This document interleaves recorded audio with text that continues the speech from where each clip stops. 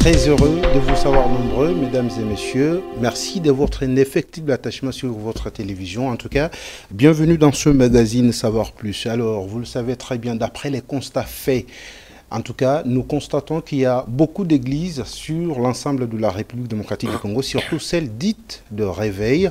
Mais ces églises sont nombreuses par rapport aux écoles et aux industries de production pour arriver bien sûr à résoudre tant soit peu la problématique liée bien sûr à l'économie. Église de réveil en RDC, source économique ou d'épanouissement des bergers ou bien source d'appauvrissement pour les fidèles. Alors la question passe ou ça casse. Pour répondre à cette problématique, nous recevons pour vous sur ce plateau pasteur Paul Mukendi, appelé affectueusement apôtre. Bienvenue. Bonjour. La santé, ça va? Très bien, par la grâce de Dieu, on va bien. D'abord, parlez-nous de vous. Vous êtes apôtre, bien sûr. Ça fait quelques années que vous êtes présent dans votre pays après cette débâcle de l'étranger. Vous vous sentez très bien par rapport à l'étranger? On est toujours mieux chez soi. Je me sens très bien, je vais bien et tout se passe bien par la grâce de Dieu. Parler de moi, je pense que c'est toujours difficile de parler pour soi-même. Mais sinon, je vais bien et je me porte bien ainsi que l'œuvre de Dieu. L'environnement religieux en RDC, qui est votre pays par rapport à l'étranger, c'est lequel que vous préférez?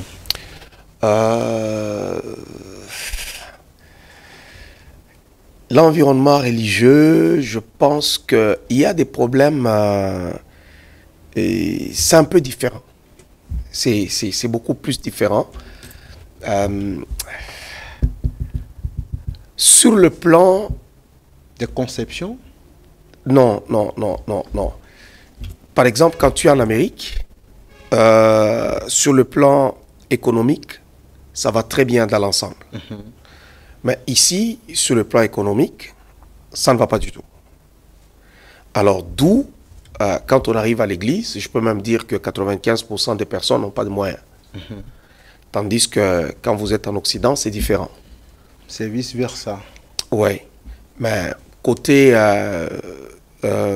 apostasie, le mœurs, tout ça, je pense que là-bas, il y a trop de problèmes aussi d'homosexualité, on renverse les fondements de la famille et beaucoup de choses auxquelles on doit se battre.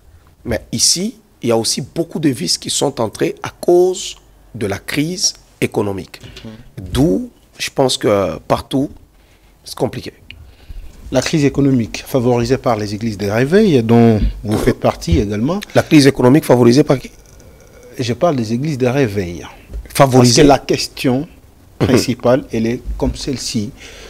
Les églises de réveil, quand elles commencent, surtout c'est vous qui émergez et non les fidèles. Parce que vous avez déjà établi une différence ici.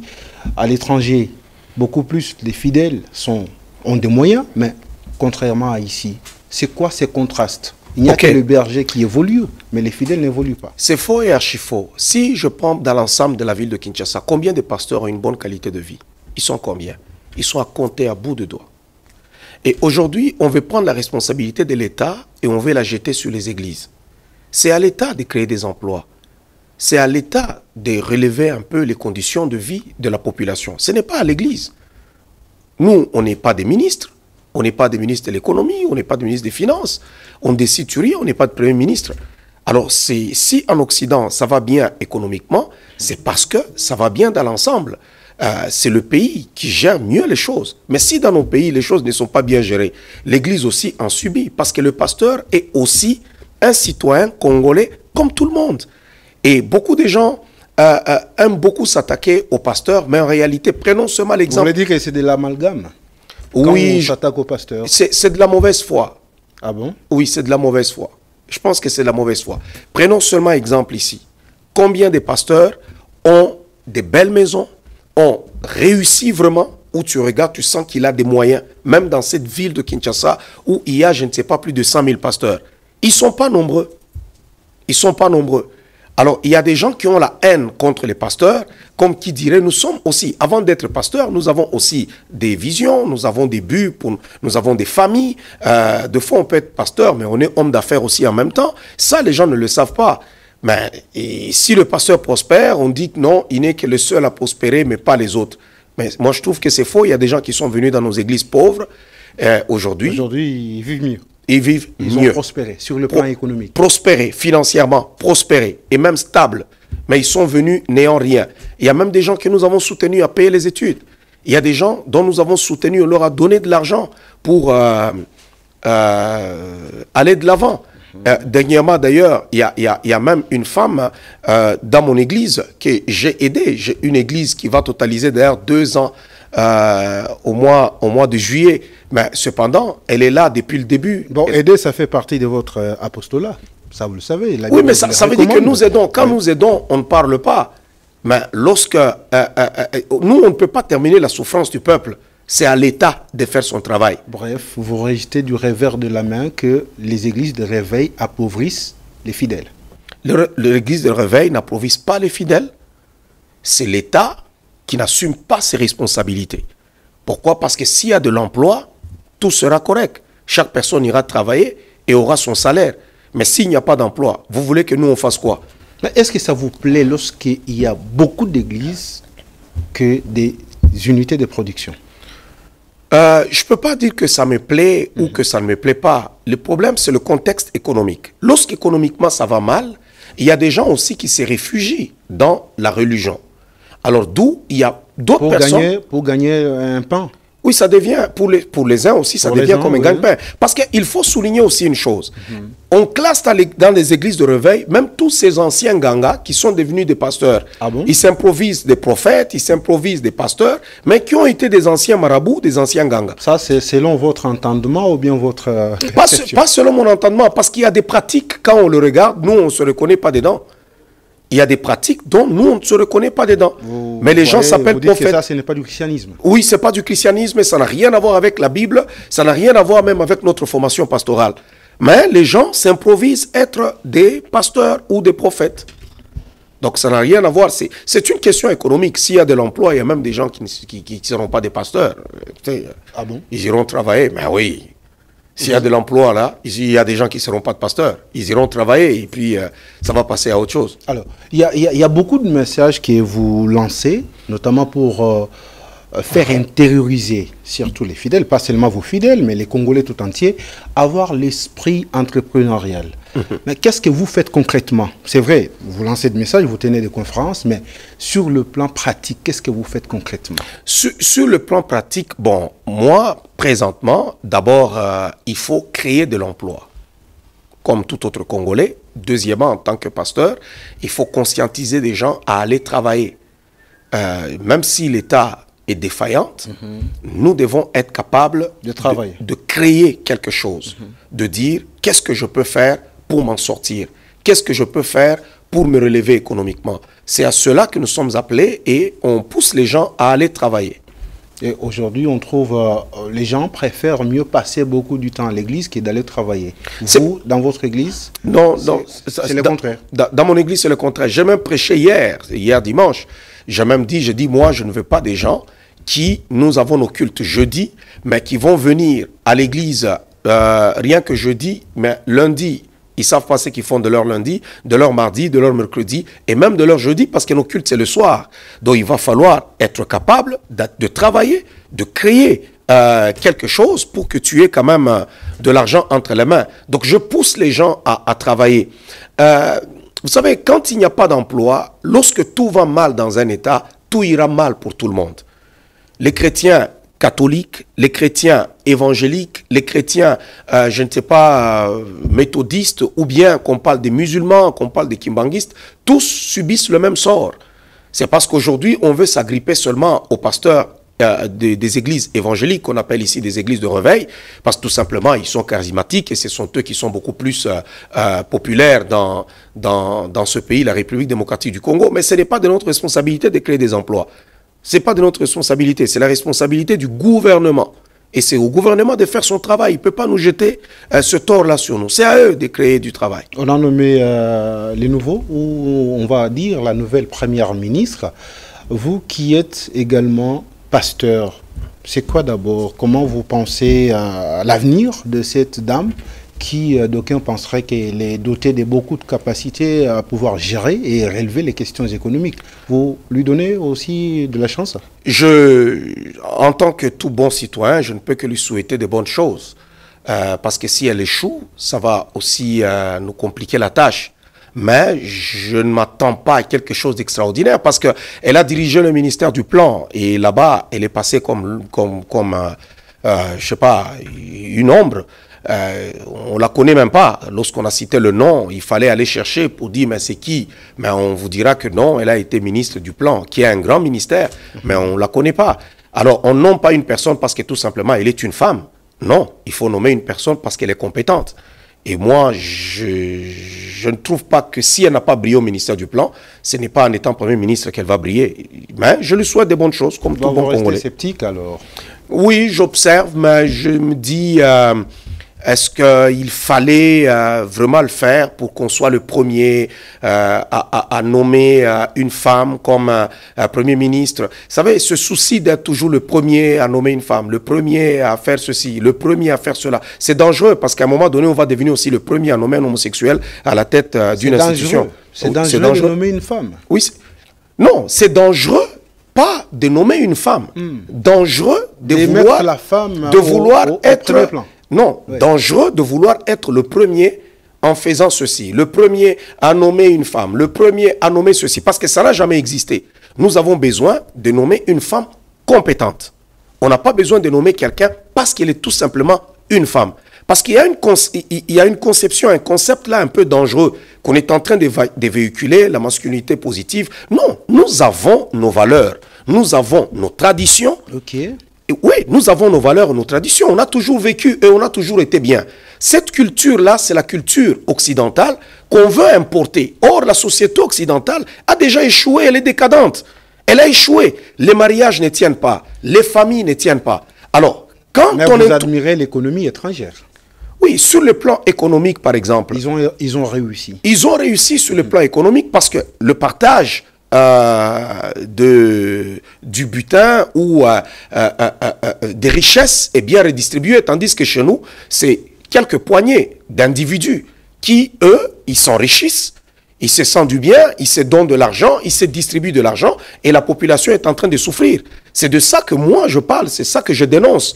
Et si, par exemple, moi je me dis, si le chef de l'État, dans son deuxième mandat, il devra taper fort, c'est de regarder sur l'enrichissement illicite. Parce qu'il y a beaucoup de fuites de capitaux. Beaucoup de gens s'enrichissent, il suffit qu'ils soient nommés quelque part et ils s'enrichissent. Du jour au lendemain, ils commencent à faire pousser des immeubles à gauche et à droite. Mais non. Est-ce que vous avez des preuves ou bien ce sont des affirmations gratuites?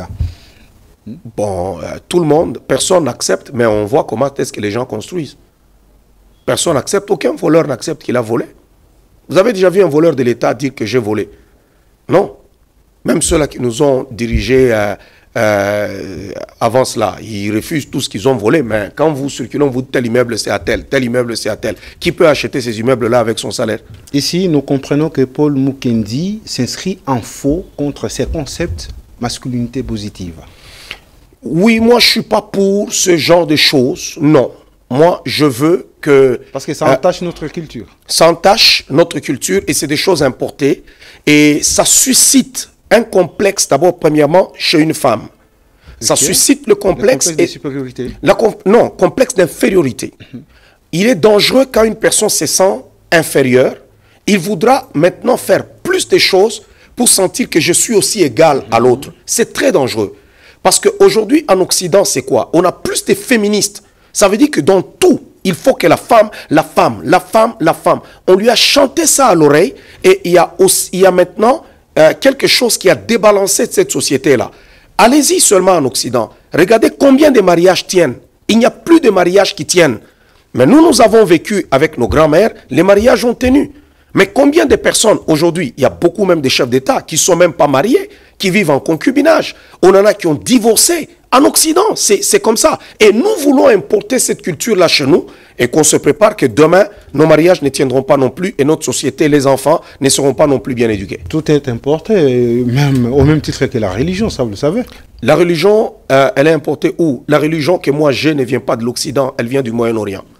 La Bible n'est pas une Bible pour les Français, ça ne vient pas des Américains, non. Ça vient d'Israël. Eux aussi, on les a évangélisés comme nous, on nous a évangélisés. C'est ça l'erreur de beaucoup de gens. La plupart des gens pensent que ce sont les Blancs qui nous ont, les Occidentaux, les Européens, les Américains qui nous ont évangélisés. Oui, ils nous ont évangélisés. Mais la religion, ici, que nous prenons, ne vient pas de chez eux. Non. Ce sont eux qui vous ont évangélisés. Ils nous ont évangélisés. Oui. Ils nous ont évangélisés, ça je ne refuse pas. Tout comme moi aussi, je suis allé prêcher l'évangile au niveau de Québec. Il y a des gens que j'ai évangélisés. Mais cette Bible... Même si ça vous a coûté, ça vous a coûté, hein, après. Bon, je pense que si nous pouvons subir quelques tribulations à cause du nom du Seigneur, que la gloire revienne au Seigneur et une couronne me sera donnée. Là, vous avez parlé comme Paul. Ah oui.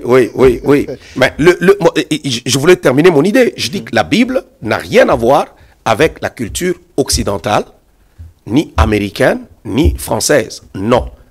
La Bible, c'est un livre qui vient du Moyen-Orient. C'est en Israël que de là, c'est cela que vient. Même si on nous dit que la religion a été importée, tous nous sommes fait évangéliser, nous comme eux. Alors, qu'est-ce que vous pouvez faire, vous, en tant qu'homme de Dieu, pour aider l'État à arriver à faire stabiliser son économie en termes d'idées? En termes d'idées, la première des choses, c'est d'abord prêcher l'amour.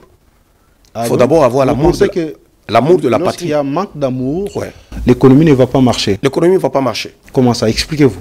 Ouais. Nous avons vécu dans ce pays, par exemple. Moi, je me souviens, mon père, c'était un cadre à la GECAMINE. Jamais on a entendu parler des carrés miniers. Non. Ce sont des richesses que la population, tout le monde qui travaillait par exemple à la GECAMINE, les gens qui étaient là, tout le monde en profitait. Mais aujourd'hui, on nous parle des carrés miniers, ce sont des individus. Ça veut dire que c'est un seul individu qui peut aller là-bas, il prend les carrés miniers et il s'est fait des millions. Bon, maintenant, le commun du mortel, comment pourra-t-il aller avoir les carrés miniers? Mais ce sont des gens influents qui peuvent aller là-bas, ils vont prendre les minéraux et ils se redistribuent eux-mêmes la richesse. Alors, pour que nous puissions avoir une bonne économie, il va falloir bien redistribuer la richesse. D'abord, coincer tous les voleurs de la République. Vous insistez sur les voleurs? Oui, j'insiste sur les voleurs, parce qu'on ne fait pas de la politique. Si vous serez capable d'en citer un. Mais ils sont nombreux, des surfacturations, de ceci. Ils sont vraiment nombreux. Écoutez, je ne suis pas un petit monsieur, je sais de quoi je parle. On voit ça, ça nous désole. Et ça fait pitié pendant que nous avons des Indiens, des Indo-Pakistanais qui sont ici, qui payent nos frères congolais $100 américains. Mais cependant, ils se font de millions. Et ça ne dérange aucune personne. Ça ne dérange personne. Mais eux, il y a une poignée de personnes qui se font de l'argent. Et ça avance. Alors, on est loin de s'en sortir. Si nous voulons nous en sortir, nous devons bien redistribuer la richesse. Ça, c'est important. Que les gens apprennent à vivre avec leur salaire. Qui créent des entreprises. Si tu veux devenir riche, multimillionnaire, crée ton entreprise, travaille, et demain, ça va payer. Le bémol avec la RDC est que l'on a fait de la politique une profession. Oui, c'est ça le mal. Écoutez, lorsque vous regardez Kinshasa, qui est devenu comme un album photo lors des élections, mais pourquoi tout le monde veut devenir député? 21 000 $. Même un parlementaire canadien, français, n'a pas autant d'argent. 21 000 $. Là où l'économie est stable. Là où l'économie est stable, on ne donne pas 21 000 $. Là où l'économie, l'État est presque en faillite, les gens se donnent 21 000 $. C'est presque de la sorcellerie, de la méchanceté, de la mauvaise foi. Et je trouve que... Il n'y a pas d'amour du prochain. Non, il n'y a pas l'amour d'abord pour son pays. Pour d'abord son pays et pour son prochain. Parce que, écoutez, comment on peut faire une affaire comme ça? C'est anormal, hein? Comment peut-on faire une affaire comme ça? 21 000 $. Quelques individus qui vont là, ils se disent élus du peuple. Et quand ils partent, et qu'est-ce qu'ils disent à la fin? Non, c'est parce que les gens, quand nous allons vers notre base, ils viennent vers nous, nous soumettre leurs problèmes, nous parler. C'est faux et archi-faux. Faux et archi-faux. 21 000 $, c'est scandaleux. Ils n'ont qu'à relever l'économie du pays. Et il n'y a aucune personne qui ira frapper à la porte du député pour lui dire « donne-moi 100 dollars ou donne-moi 200 dollars ». Ça veut dire que nous voulons pérenniser cette façon de faire, créer des mendiants pour qu'ils viennent nous demander et nous payons. C'est 21, ça va passer à 40, ça va passer à 50 jusqu'à ce qu'on arrivera à 100. Mais le président de la République, en tout cas, tape du pain. Il tape vraiment très fort pour que la RDC puisse se développer. La formation du gouvernement, c'est en vue. Est-ce que vous pensez que maintenant il aura des oiseaux rares avec lesquels pourra-t-il bien acheminer son mandat? Bon, je le pense, hein, j'ai toujours soutenu la politique du chef de l'État, mais ce qui manque, c'est la rigueur. Je pense que c'est la rigueur. La rigueur manque dans la traque Oui, la rigueur dans la traque. Ouais, parce que si nous formons un gouvernement de pardon, ça va être compliqué, ça va être difficile. Ouais, parce qu'on ne gère pas l'État comme on gère une église. À l'église, on peut venir demander pardon et puis ça passe, mais pas quand on gère les affaires de l'État. Alors, il faut qu'il y ait de la rigueur, que tout le monde se fasse contrôler. Et ça, c'est important. Tous les voleurs... Dans la gestion de la chose publique, on ne pardonne pas? Non. Non. Ah bon? Parce que si on commence je vole l'argent et puis je reviens, je dis, je demande pardon. Et puis après, je continue encore mon chemin. Ben écoutez... Qui va nous prendre au sérieux? Ça devient de la jungle alors. Ça devient du n'importe quoi. Il n'y a personne qui pourra respecter l'État. Donc ça prend de la rigueur. S'il veut rester dans l'histoire, ça prend qu'il tape le poing vraiment sur la table. Là, il va entrer dans l'histoire. Parce que, écoutez, on parlera de Félix Tshisekedi comme étant le 5e président de la République démocratique du Congo. On étudiera Félix Tshisekedi. Les historiens écriront sur Félix Tshisekedi. Alors, quelle image il veut rester derrière? Aujourd'hui, on parle de Mobutu, on parle de Laurent Désiré Kabila, on parle de son prédécesseur. Mais aujourd'hui, on va aussi parler de lui. Alors, il faut qu'il nous laisse un pays fort et prospère. Et il a tout ce qu'il faut. Mais tout ce qui manque, moi je trouve que c'est un peu de rigueur. Parce que les gens volent et s'enrichissent même sous le nez du président. Et ça, ce n'est pas correct. Mais quand il va aussi commencer à appliquer cette rigueur, les gens sortiront de gauche à droite pour commencer à crier. Nous sommes en tout cas persuadés que le président est en train de marginaliser telle ou telle autre tribu. C'est ça aussi le problème des Congolais. Non, quand on dirige une nation, on doit être capable de supporter les critiques. Parce que on ne cherche pas à être comme un acteur d'Hollywood. On ne va pas plaire à tout le monde. Ceux qui veulent devenir comme des acteurs d'Hollywood, ceux qui veulent être des acteurs de cinéma, ils doivent aller à Hollywood. Mais si on veut devenir un chef d'État, un homme politique qui veut construire son pays, en tout cas, on ne doit pas plaire à tout le monde. Il y a des gens qui l'accuseront parce que tout simplement, on voit Corneille Nangaa qui a perdu ses carrés miniers et il s'est fâché. Mais la population, elle est assez mature pour comprendre. Soit la population sera avec le chef ou la population dira non, c'est lui qui laisse ça aller. Il faut qu'il tape vraiment le poing sur la table, qu'il y ait vraiment des contrôles. Et ça, c'est vraiment important. Pas de la complaisance, des contrôles. Moi, quand je suis arrivé à Kinshasa ici, la chose qui m'étonnait, c'était que les gens parlaient beaucoup des millions. Il y en a qui vont dire non, ils sont sur une affaire de 20 millions, de 50 millions. Bon, je pensais qu'il voulait m'impressionner, sachant que non, j'ai vécu longtemps en Amérique, au Canada, on parle que non, je suis un homme assis, alors je pensais qu'eux aussi voulaient m'impressionner. Mais non, c'est vrai. C'est vrai qu'il y a des gens qui se tapent 50 millions de dollars comme ça, paf, 20 millions. Et écoutez, j'ai circulé les grandes villes dans ce monde, mais jamais je n'ai vu le cash, l'argent circuler comme en République démocratique du Congo. Mais les gens sont pauvres. Donc il n'y a même pas une classe moyenne. Non, il n'y a pas de classe moyenne. Ici, on a les riches et on a les pauvres. Au milieu, il n'y a personne. C'est les riches et les pauvres. Et c'est fini. Ça vous fait mal? Très mal. Ça me fait très mal. Parce que si nous sommes dans un pays où tout le monde est capable d'avoir un bon salaire, un salaire décent, écoutez, on sera tous bien. Mais si on a une poignée de personnes, c'est pour cela quand vous arrivez en Amérique, ou soit au Canada, vous voyez, même quand vous vous promenez dans les rues, vous voyez les maisons, il n'y a pas de longues clôtures comme ici, parce que c'est des voleurs. Quand tu voles une population, il faut que tu construises une clôture de 3 mètres. Pour qu'on ne voie pas ce que tu fais. Oui, parce qu'on ne doit pas voir à l'intérieur. Mais si tu n'as pas volé ton argent, non, tu es libre de parler, tu es libre de circuler, et ainsi de suite. Alors nous avons besoin, on en a marre de ces voleurs. On en a marre. Comme le disait le pasteur Dallo. Ouais, on en a marre de ces voleurs. Il faut que le président tape le poing sur la table. Mais vous qui priez un Dieu vivant, qu'est-ce qui vous manque d'invoquer ces dieux pour consumer tous ces voleurs qui pillent le pays? Ça ne marche pas comme ça. Le pouvoir divin n'est pas là pour accomplir ce qui est au pouvoir de l'homme. Ah bon? Oui, il y a des choses qui sont au pouvoir de l'homme qui ne sont pas sous le pouvoir divin. Donc ça ne marche pas comme ça, malheureusement. Les cieux des cieux appartiennent à l'Éternel et il a donné la terre au Fils de l'homme. Donc la terre nous appartient. C'est à nous de gouverner. Même Dieu, avant d'intervenir dans les affaires de la terre, il passe par l'homme. Donc au ciel, il décide par lui-même, mais sur la terre, il passe par nous. Est-ce que vous respectez l'État? En Oui. créant votre église, avez-vous payé les taxes dues à l'État?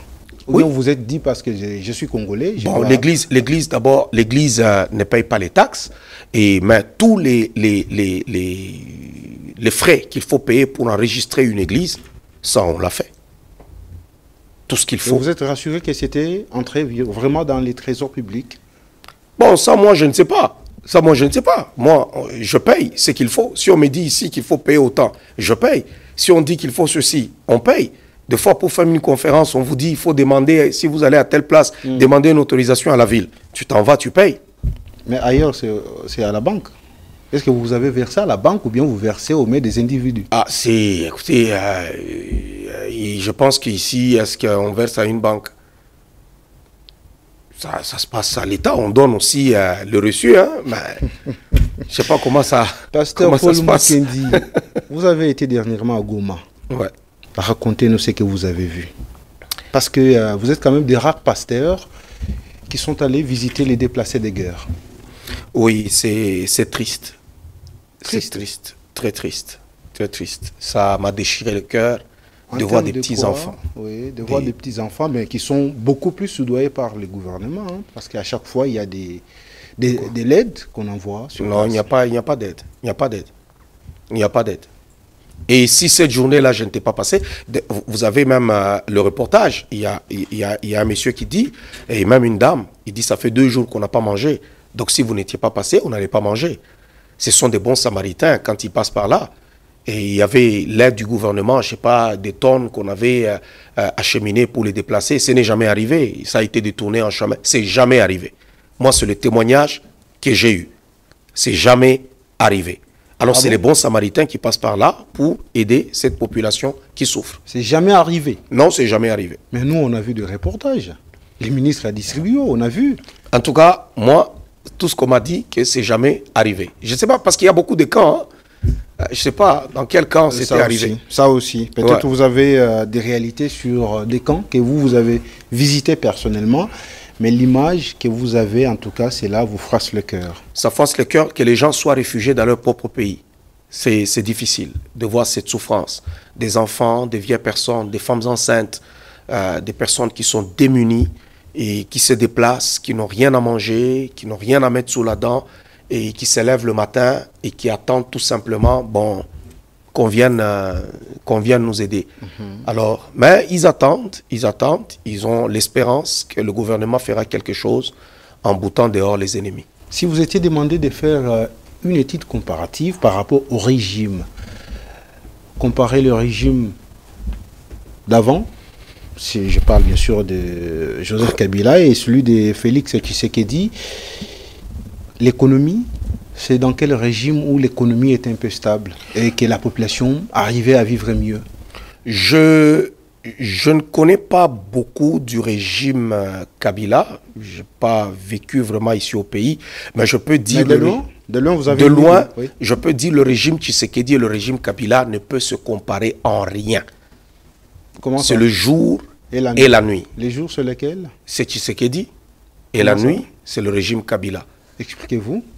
Oui, c'est le jour et la nuit. Je pense que le régime Kabila, c'est un accident de l'histoire. On ne voudra plus jamais revivre un tel régime. Oh. Mais oui, c'est un accident de l'histoire. Si Mais vous prenez même... Pendant que ses sympathisants chantent du jour au lendemain que Kabila puisse revenir. Oui, mais je pense que c'est le président Tshisekedi qui a voulu offrir aux Congolais de la démocratie, mais sans nous expliquer aux Congolais, parce qu'il y a une certaine démocratie, quand on veut l'offrir à un peuple, il faut que le peuple soit mature. Si le peuple n'est pas mature, ça va devenir comme un désordre, de la gabégie, de la jungle.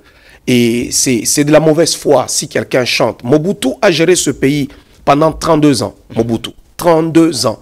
Mais lorsque nous nous promenons ici, qui peut me désigner où est la concession de Mobutu, l'immeuble de Mobutu, le ceci de Mobutu? Kabila a tout acheté. Donc le Congo lui appartient.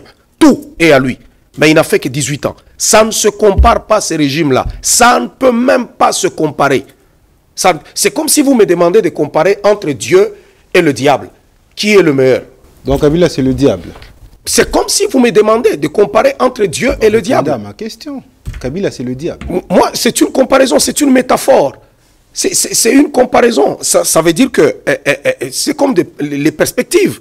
Quand on le fait, on regarde, on se dit, bon, c'est comme on me disait, on me demande de comparer Dieu et le diable. Qui est le meilleur? Non, mais écoutez, le régime Tshisekedi a organisé. Je vois des gens parler pour dire qu'il y a eu des élections, par exemple, au Sénégal. Voilà, on a organisé, ils sont passés. Mais au Sénégal, il y a eu des morts. Ici, on organisait des élections, il n'y avait pas de morts. Il n'y en avait pas. Mais il y a eu des morts. Macky Sall n'est pas parti parce que des gaietés de cœur, ils lui ont tordu le bras. Mais ici, on a eu des élections apaisées, calmes. On a un fils du pays qui ne tue pas sa population. Tout le monde peut parler, on peut bien circuler. On se sent chez soi. Chez soi. Mais de l'autre côté, écoutez, on ne se sentait pas chez nous là. Vous l'aimez beaucoup, hein, parce que même dans vos dires, dans vos déclarations, en tout cas, on mais sent que vous... Comment on ne peut pas? Je peux l'aimer, mais je peux critiquer. S'il y a quelque chose, je dénonce ici l'enrichissement. Illicite? Oui, illicite. Mais cependant, j'aime l'homme, la politique de l'homme, et je sais que c'est un fils du pays qui ne peut pas trahir ce pays. S'il fait bien, il faut dire qu'il fait bien. S'il est gentil par rapport aux autres, il faut dire qu'il est gentil. Mais du moins, ça ne se compare pas, même économiquement, même sur le plan sécuritaire, dans tous les domaines, financièrement, ça ne se compare pas. On ne peut pas comparer le royaume des ténèbres et le royaume de la lumière. Ça ne peut pas se comparer. Ah bon? Même sur le plan de la guerre? Oui, ça ne peut pas se comparer. Mais si vous dites que l'autre a beaucoup construit, il a acheté des immeubles, mais il a investi chez lui. Il n'a pas investi chez lui, c'est à lui. Est-ce que les pauvres messieurs peuvent aller habiter là-bas, les Congolais? Il a créé des emplois. Il n'a pas créé des emplois. Quel emploi il a créé? Un immeuble où vous allez vous payer 8 000 $, 10 000 $. Quel est le Congolais qui va avoir 10 000 $ pendant qu'il a un salaire de 100 $? Aller vivre dans ces immeubles-là. Ce sont des expatriés qui sont dans ces immeubles. Ils pouvaient construire des HLM, des immeubles où on pouvait mettre des fonctionnaires ou bien des gens qui n'ont pas de moyens et ainsi de suite. Mais on voit quand même sa femme hein, s'est lancée dans des œuvres caritatives. Elle aide quand même la population la plus démunie. Mais quand même, elle arrive à soudoyer également les idées laissées par son mari. Ouais, je pense qu'il ne faut pas se moquer des Congolais. Ah bon? Ouais, c'est se moquer des Congolais. Ils pouvaient faire de bonnes actions quand ils étaient au pouvoir. C'est maintenant qu'ils viennent de se réveiller pour dire qu'ils doivent faire de bonnes actions. Il ne faut pas se moquer des Congolais. Le président Tshisekedi est trop gentil. Si c'était moi, il ne circulerait même pas. Ah bon? Non, il ne circulerait même pas. Mais vous êtes pasteur, hein? Parce que être pasteur ne veut pas dire que avoir du laxisme. Non. Même Dieu chicote les gens qu'il aime. Dieu, il a un fouet. Dieu est l'Éternel des armées. Donc ça veut dire que nous ne pouvons pas tout tolérer parce que je suis pasteur. Non. On peut avoir aussi de la rigueur. C'est vraiment important. Dernièrement, j'ai écouté les discours qu'elle a tenus. Dans un état sérieux, je pense qu'elle serait interpellée pour dire que non, si mon mari doit revenir, récupérer le pouvoir et ainsi de suite, cette guerre ici n'aurait pas existé. Parce qu'on sait que la Constitution donne 2 mandats aux gens. Maintenant, si elle dit que son mari doit revenir pour reprendre le pouvoir, par quel moyen? Par quel moyen? Ça, c'est un autre débat. Alors, pour tous ceux-là qui disent que... Non, ce n'est pas un autre débat, ça fait partie... Du temps de Kabila, l'économie était... De sa campagne d'évangélisation, parce qu'elle évangélise. Pour tous ceux-là qui disent que du temps de Kabila, l'économie était bonne, donc ils sont en train de se moquer des Congolais. Oui, ils se moquent des Congolais. Ils se moquent des Congolais. Et les réalités ne sont pas les mêmes aussi. Aujourd'hui, nous avons la guerre en Ukraine qui a changé beaucoup de choses, qui fait aussi beaucoup d'affaires. Donc cette guerre même le dollar canadien face aujourd'hui au dollar américain, ça ne tient pas. C'est devenu beaucoup plus compliqué. L'euro même face au dollar américain, tout est compliqué. Et maintenant, comment le franc congolais ne tiendra pas? Si le dollar canadien ne tient pas, si l'euro même ne tient pas, alors comment vous pouvez parler du franc congolais? Vous qui avez vécu à l'étranger, apôtre Paul Mukendi, est-ce qu'un pays peut se développer sans pour autant avoir ses propres banques? Non, non. C'est parce que l'économie au Congo est entre les mains des étrangers. Voilà. Et ça, ce n'est pas bon. Ça, ce n'est pas bon. On doit créer nos propres banques. Maintenant, le mal, c'est quoi? Si tu arrives avec une idée, tu cherches à créer ta banque, tu cherches à financer pour dire que nous sommes des Congolais, nous voulons travailler. On va te pourrir la vie. On va te demander d'abord l'argent. Donc, tout celui qui travaille... Vous avez essayé de le faire? Je ne veux pas citer les gens ici, mais il y a des gens qui ont tenté de le faire.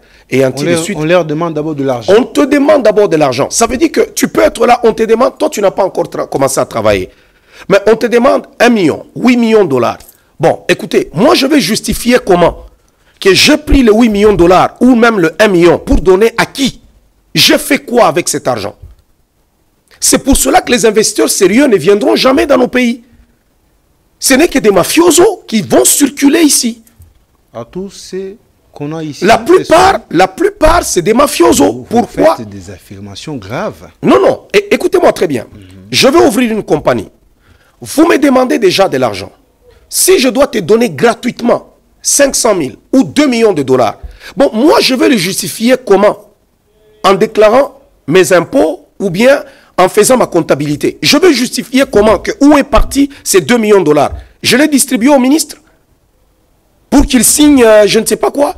Et tout ça, les Congolais souffrent. Parce qu'imaginez-vous, quelqu'un veut ouvrir sa compagnie et puis on lui demande tout ce schéma-là où il doit débourser de l'argent, il doit donner de ceci, il doit faire cela. Ça devient difficile. Il faut qu'on veille sur ces choses, que les gens ne soient pas trop cupides. Et ça va aider notre pays et ça va nous aider à monter de bonnes compagnies. La RDC est un pays de 120 millions d'habitants, un pays considéré comme étant un paradis. Alors, beaucoup d'Occidentaux pensent qu'il faut bien sûr les balkaniser. Êtes-vous d'accord avec cette idée?